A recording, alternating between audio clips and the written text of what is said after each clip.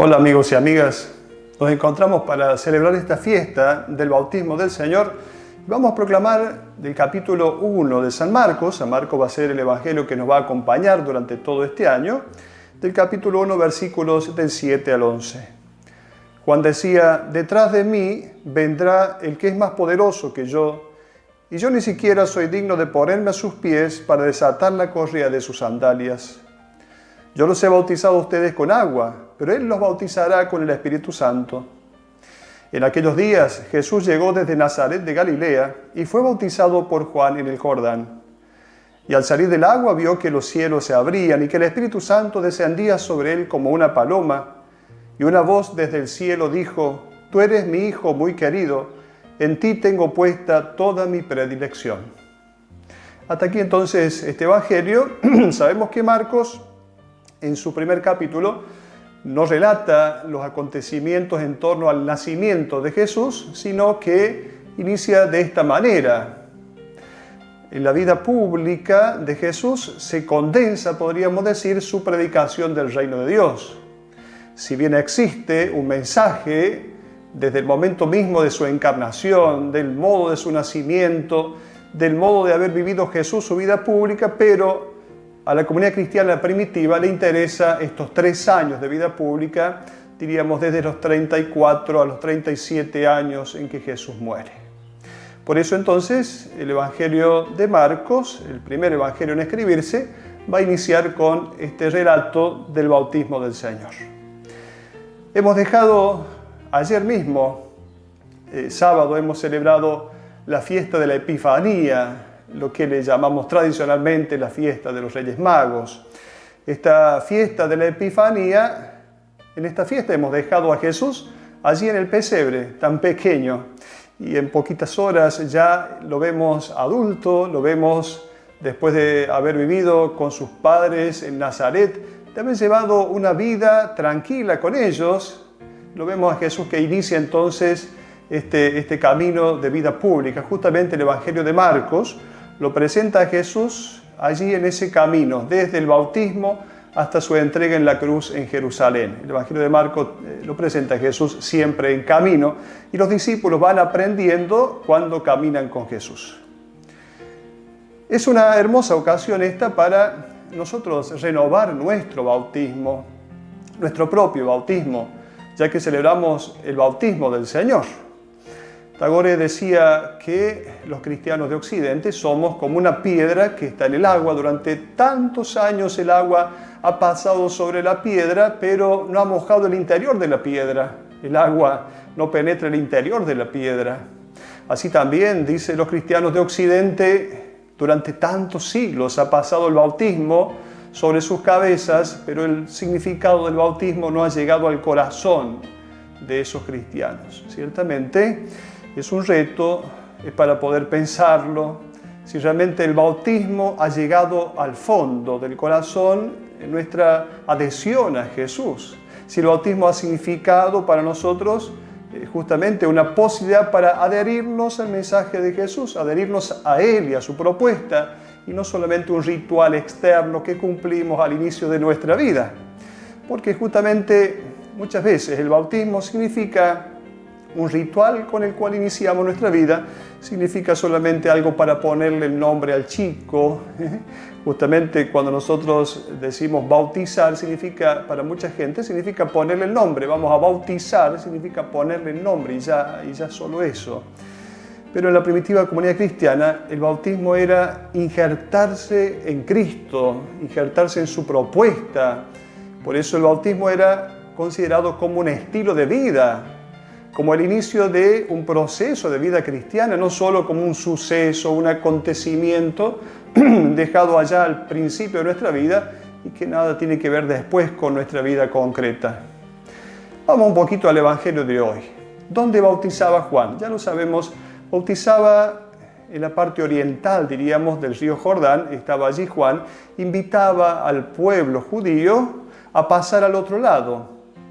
Juan se daba cuenta que este pueblo había pasado a la tierra prometida, pero en realidad esa no era la tierra prometida, no era aún la tierra de libertad. esta tierra de Palestina, la tierra de Israel, no era aún la tierra de libertad. Él se daba cuenta de que este pueblo necesitaba hacer un cambio, una conversión, y por eso hace un bautismo invitando a la conversión. Un pueblo que todavía vive esclavo y por lo tanto tiene que recordar aquello que ha sucedido con el pueblo de Israel, con el pueblo hebreo en el Éxodo, para cruzar de nuevo a la tierra prometida. Pero ya esa tierra prometida, la tierra de libertad, ya será ahora entonces no una tierra física, material, sino que será el reino de Dios. Y es Jesús, así como Josué invita al pueblo y acompaña al pueblo a cruzar a la tierra prometida, ahora va a ser Jesús el que acompaña al pueblo entonces a cruzar a la tierra prometida, que es el reino de Dios. Por eso Jesús va a bautizarse, por eso se hace solidario con aquellos que son de su pueblo, se mete en ese fango del Jordán, justamente el lugar más bajo del planeta. Allí se mete Jesús para acompañar al pueblo y sacar a ese pueblo de la esclavitud a la libertad. Por eso ese paso va a significar una vez más la invitación del pueblo, la invitación que Jesús hace al pueblo, pasar de la esclavitud a la libertad. Jesús desciende a ese fango, Jesús desciende a ese barro. Esa es la condición humana, el fango del hombre, el fango que muchas veces significa esclavitud, pecado, mal. Jesús desciende a ese fango para que entonces pueda salir con el pueblo, pueda llevar al pueblo a una vida nueva. Él hace esta propuesta de vida nueva con la cual su pueblo, y el nuevo pueblo entonces es ahora la comunidad cristiana, los que se adhieren a su propuesta, entonces puede llevarlos a una condición mejor cuando adhieren a esa propuesta del reino de Dios, que es la propuesta del mundo nuevo que Jesús ha venido a traer. El bautismo de Juan, bien sabemos, no es lo mismo que el bautismo de Jesús. El bautismo de Juan es un bautismo preparatorio. Por eso Juan va a decir: yo los bautizo con agua, pero Él los bautizará en el Espíritu Santo. Podríamos poner una comparación. Cuando nosotros regamos las plantas, bañamos la planta por fuera. En cambio, cuando le ponemos agua a la raíz, es entonces cuando recibe la vida para que esa planta pueda tener fuerza y dar frutos verdaderamente. Podemos comparar el bautismo de Juan con bañar la planta por fuera solamente, con regar la planta por fuera, regar las hojas, pero el bautismo de Jesús va a la raíz.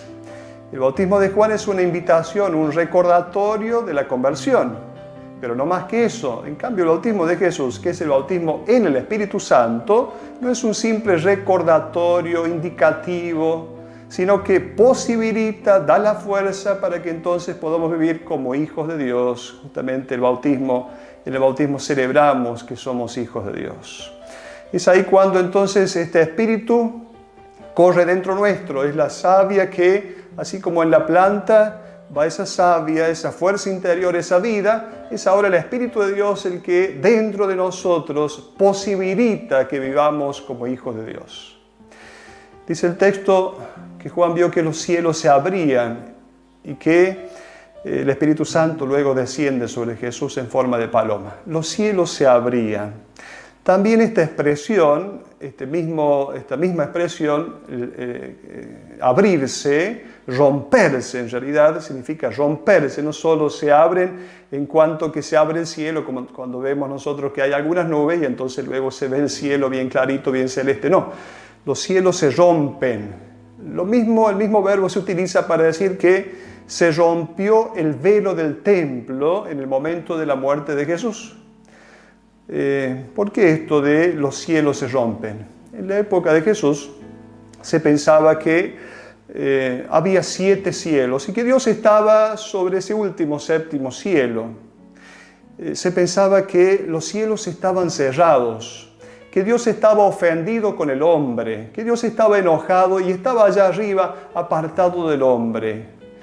Justamente la ausencia de profetas en el pueblo de Israel significó para el pueblo que Dios está allá y ya no nos quiere hablar. Dios está ofendido porque nos hemos portado mal y ya no nos envía profeta para darnos palabras.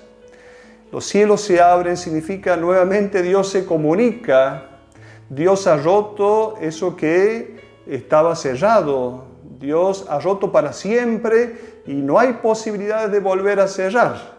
Esto significa los cielos se abren. No solamente se abre el cielo y se pone limpito, sino se rompe el cielo. Esta mentalidad que existía, esta concepción que existía de este Dios que estaba sobre el séptimo cielo.